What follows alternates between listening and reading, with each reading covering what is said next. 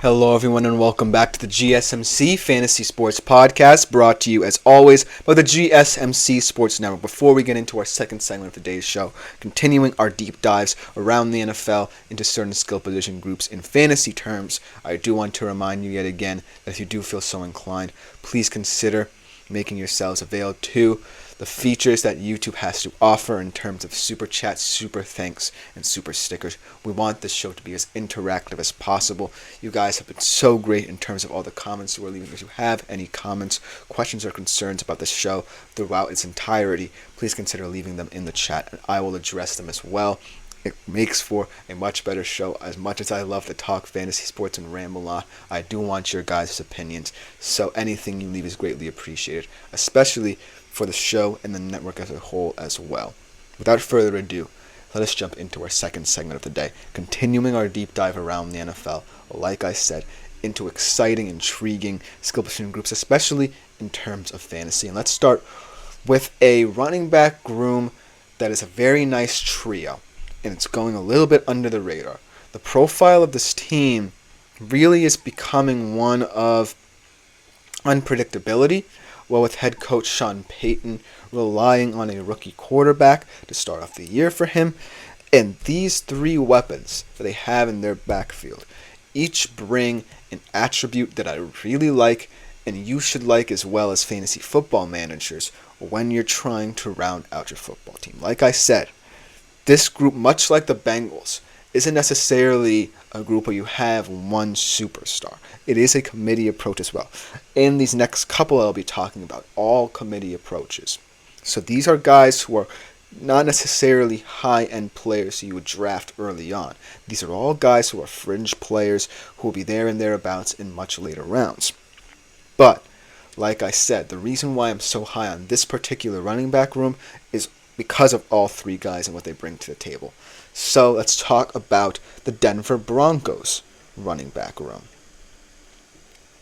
Now, the Denver Broncos, like I said, are perhaps going to be one of the more unpredictable teams in the NFL, because I really don't know how much trust Sean Payton will put in Bo Nix. It seems like he's really excited about him. It seems like he is Sean Payton's guy, and he's glad that he drafted him, but there are still concerns that I have about this offense. Who will be the number one target? Will Courtland Sutton appreciate a guy other than Russell Wilson throwing him the ball? Will it still be a deep threat? Will Troy Franklin make a seamless transition because he has his quarterback who threw to him in college with him? There are so many questions about this team. But the place where they might have all the answers might be their running back room. It's one of the best in the league. And let's start off with the presumptive starter, at least the RB1 in camp, Javonte Williams. Javonte Williams has always seemed like a guy who should have already had his breakout season. This is his fourth season in the NFL to date. And he's always seemed like he's on the precipice of improving and really breaking out to be one of the better running backs in this league. But last year was kind of disappointing from him. So let's go over it. 217 carries, 774 yards, only 3 rushing touchdowns, 3.6 yards per carry, and only 12 of his 76 carries inside the red zone went for 10-plus yards. So that is kind of concerning for a player who we know has that explosiveness downfield, can really break out some nice runs, and ultimately adds so much variety and depth to this Broncos backfield. But he has two guys who I really like behind him who offer not necessarily similar traits, but traits that really supplement the entirety of this running back room. Let's start off with a guy who I really like. Mentioned him as one of my running back sleepers in a previous segment on the show, Jaleel McLaughlin. Almost had 1,000 yards last year, 910 yards in his rookie season, mind you, 5.4 yards per carry, albeit in a smaller sample size, like I said. But at the end of the day, the bottom line is you definitely want a tertiary option should a guy like Javonte Williams fail in certain regards. And Jaleel McLaughlin, what Javonte Williams brings in a more balanced sample size, Jaleel McLaughlin brings more speed and explosiveness, if that makes sense.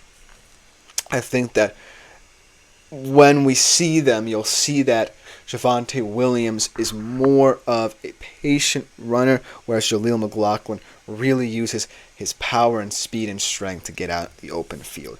So they really complement each other rather nicely. And then the last guy in this running back room, who I really like, I actually saw play live, Jersey guy out of St. Joe's Regional, Audric Estime.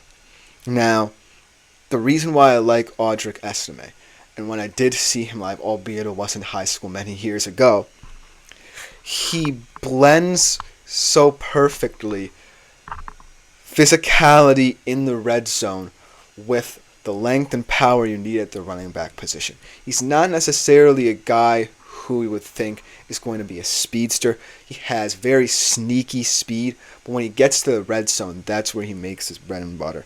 29 touchdowns in 2 seasons at Notre Dame. I'm really excited to see how he translates to the NFL, but he is right now the RB3 currently in the running back room.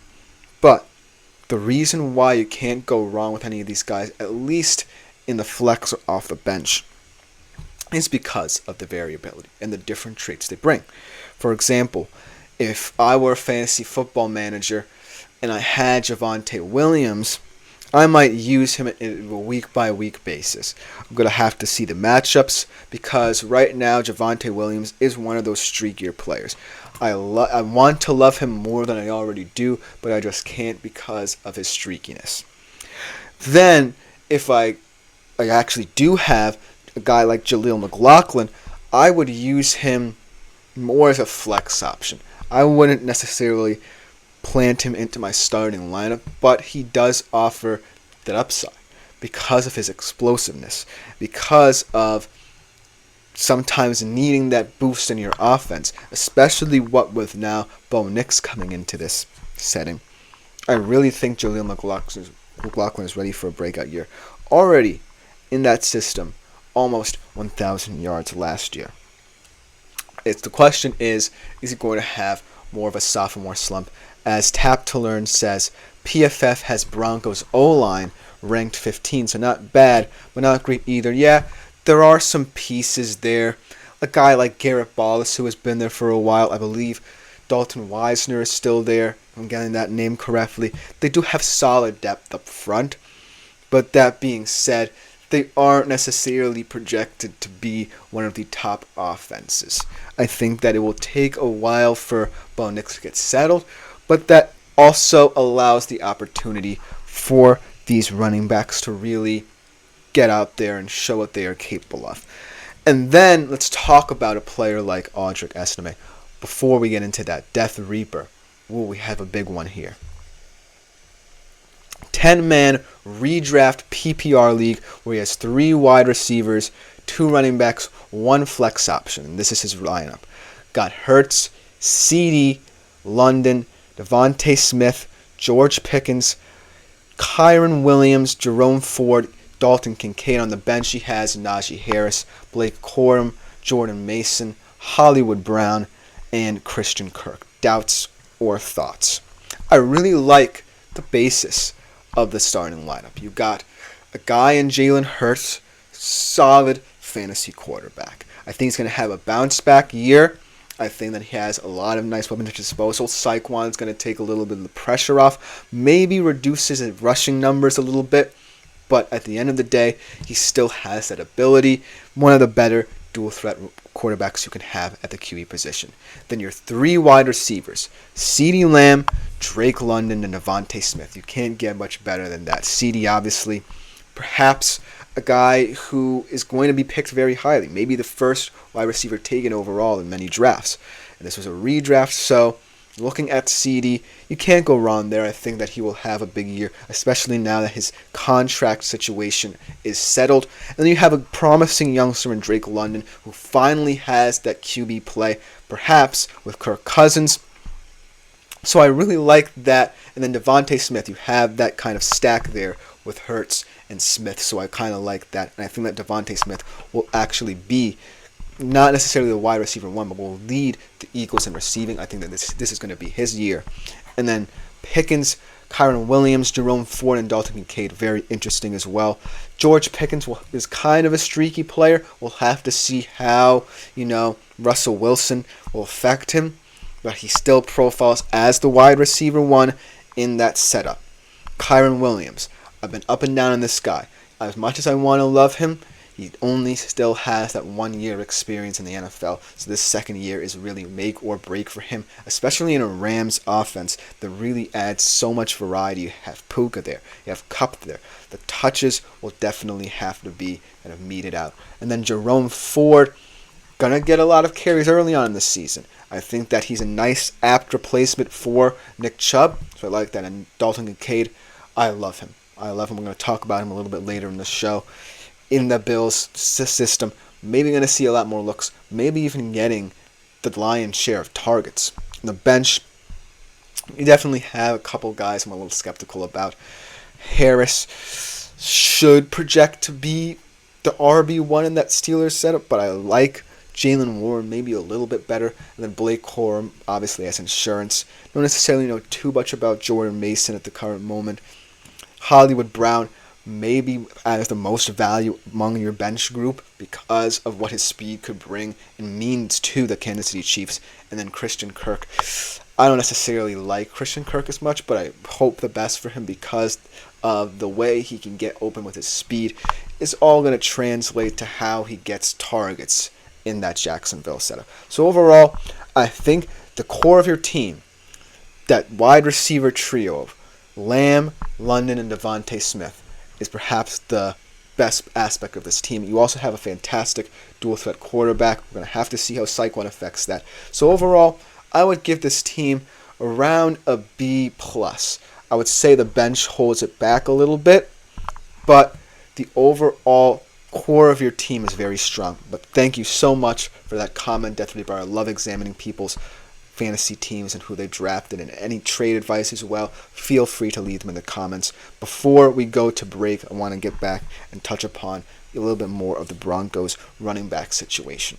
Because at the end of the day, when you, perhaps much like what Death Reaper is trying to do, trying to find depth at the running back position, you can't go wrong with a lot of these guys. I think that Jaleel McLaughlin could profile as someone who moves up a couple of tiers as a running back, and Audric Estime is a very potent red zone threat. I think that he's going to get a lot of the red zone touches in this offense, so look out for him as well. But like I said, it's all going to depend on how Bo Nix feels. If Bo Nix wants a guy who can get him that extra yardage that he might need if he's not having his best day, then I think Jaleel McLaughlin will be the most effective. But I think that Javonte Williams still has the opportunity to break out in this running back room and to plant himself as the best running back of the bunch. But that's just about do it. Thank you so much for your comment, Death Reaper. I greatly appreciate it. Good luck to you in your fantasy exploits this year. But coming up next, we are looking at another interesting, contentious running back room. The Ravens of the West, they call them. Maybe that's a little bit hint of what the next segment's going to be. But we will be right back to discuss that running back room after the break. Looking for your daily fix of sports talk without having to pay for it?